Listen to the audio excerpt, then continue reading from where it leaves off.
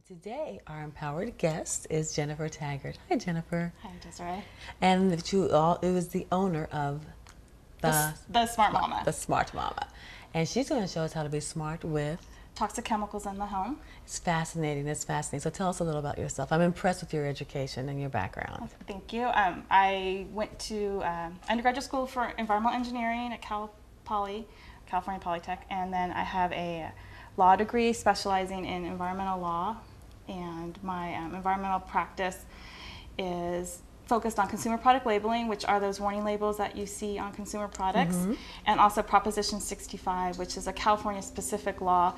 And in California, you will see warning signs at, for example, gas stations that say, warning, this area contains a chemical known to the state of California to cause cancer. I help companies comply with those laws, the federal laws on warning labels, and California's Prop 65. Now, do they opt to be assisted with this compliance, or does the state or the government actually require that they follow certain rules and you mandate that?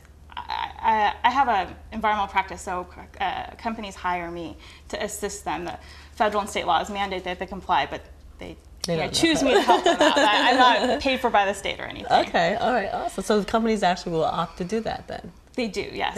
They're forced by the laws to do it, so it's not as if they are volunteering to comply with the laws, but they choose to have outside assistance. And how long have you been doing this? I've been an attorney for 13 years, and I was an environmental engineer for 5 years before that. Wow, so that's 18 years you've been involved in this. So you've been involved even before the green scene became. I've been green most of my life. When I was 12 years old, I told my parents I wanted to be a chemical engineer to help with the environment.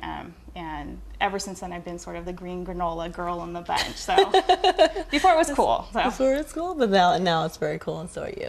So you work with. Are you practicing law right now? I practice law. I'm a partner with a small boutique firm, and then I also have the Smart Mama consulting business. And you mentioned that in your law practice, you were there for 5 years, and then you went to a larger firm. And then tell us about that experience and why. Out of school, I went to the small boutique firm I'm at now, and it's small, 10 attorneys roughly.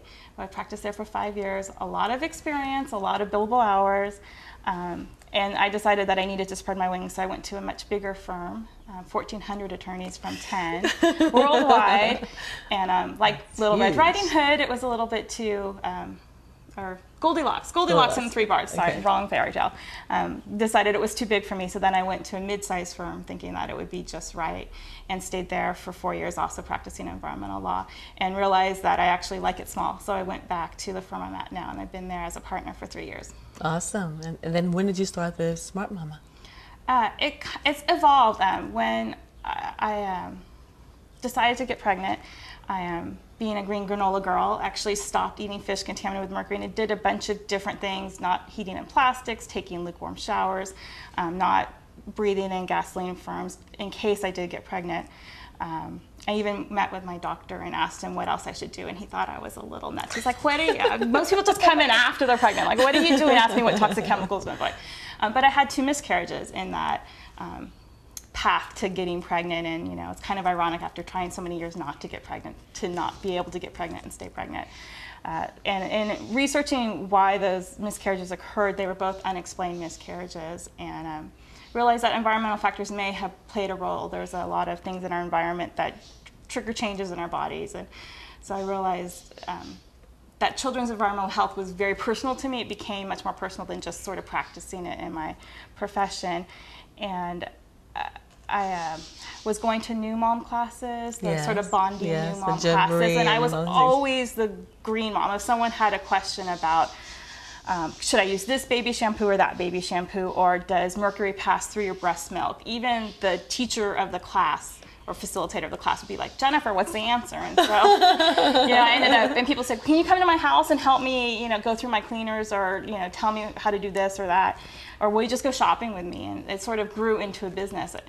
The place where I went to the new moms class was called the Pump Station in Santa Monica, and they asked me to teach a class 6 years ago, and I'm reducing toxic chemicals in the home. We called it the Smart Mama's Green Guide, Simple Steps to a Non-Toxic Baby. And it was, well attended, although it's more well attended now because the green message wasn't very popular back then. And it sort of grew. I would go shopping with people, teach classes. My children's preschool asked me to come and teach a class to them, both the parents and the employees how to green their cleaning. So it's different areas. So we talk about our personal items, our cleansing chemicals and things of that type, the things that are in the house, the things I guess that are outside in the air, like you've heard about the gas station. You said earlier that you should go into the pump, start your pump, and then go into the car. If you're trying to get pregnant, really? When you pump, benzene emissions do occur. Now they've instituted vapor recovery systems in most states to catch the vapors as they come off, but you still have some escape. And if you're pregnant or trying to get pregnant, those benzene emissions is a known carcinogen, and they can potentially cause So it's just as easy to get in your car. I mean, why stand over the pump? You know? Right, yeah, but little things like that we don't realize, and we don't realize again how damaging they can be. You were telling me some of the things that happen, even being exposed to the lead for children can have effects on their ADD, the attention deficits, things of that type. Lead's a very potent neurotoxin. It remains one of the most preventable of the childhood poisonings, so to speak. Lead is present in our environment because it was used in lead paint in our homes up until 1978.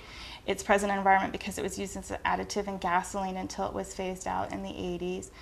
So we track it in our homes from it being in dirt, from being exhausted from automobiles. It's in our homes as dust from the lead paint, and also paint chips if you have flaky paint. And then unfortunately it's still present on toys sometimes, the paints and coatings. It's present in a lot of children's jewelry, especially inexpensive jewelry. They use lead as part of the pot metal.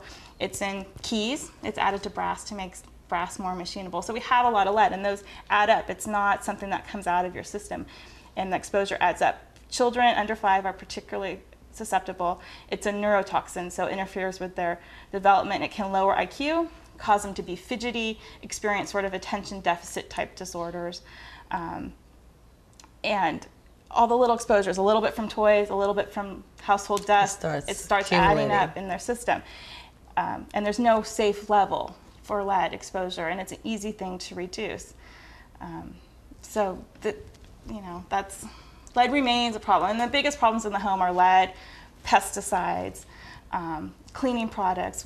Children are still poisoned just from ingesting cleaning products, but so even if they don't touch it, if they don't have contact with it, just by having it there and being able to touch the surface of something and touching their mouth and thereafter, and just it that way? They can. There's some residues from cleaning products. Cleaning products are more during use. If you think about it, you get dizzy when you spray your shower with a shower cleaner, that kind of effect. You're inhaling volatile organic compounds when you're doing that, and you're getting exposed, particularly mucous membranes, in your mouth, in your nose. Pesticides do leave a residue, though, so that's more like a touching and then putting their hands in their mouth. Dust, we have flame retardants in our dust. We have lead. We still have DDT, 30 years after it was banned. We still find PCBs in household dust. And all those things, children pick them up as they play with toys, as they play on the couch. You've got dust, and then they put their hands in their mouth, or they put the pillow or the toy directly in their mouth, because that's how children explore the world. I mean, it's a law of childhood. Everything should go in the mouth. You have a couple of toys here that you have. Tell us about this piece of equipment, how it works, and how we can see. One of the services I offer as part of the Smart Mama is to help people in their home green their cleaning, green their personal care products, reduce toxic chemicals, and I also offer toy testing and testing of other household goods for lead, cadmium, chromium, mercury, almost any element that you can think of. I have a XRF analyzer. It kind of looks like a radar gun that a cop may use, but it's not. It sends out an X-ray to whatever devices you're testing, and if you think of the model of the atom with a proton and neutron in the center and little electrons whirring around on the outside. When it shoots an X-ray, it knocks off an electron, and the atom has to stabilize itself, so another electron will jump down from the outer shell to the inner shell, and in doing so releases an energy signature that this device can read, so it knows whether it's mercury or lead or cadmium. So I'll go in and test toys and household goods. I mean, I can test plates or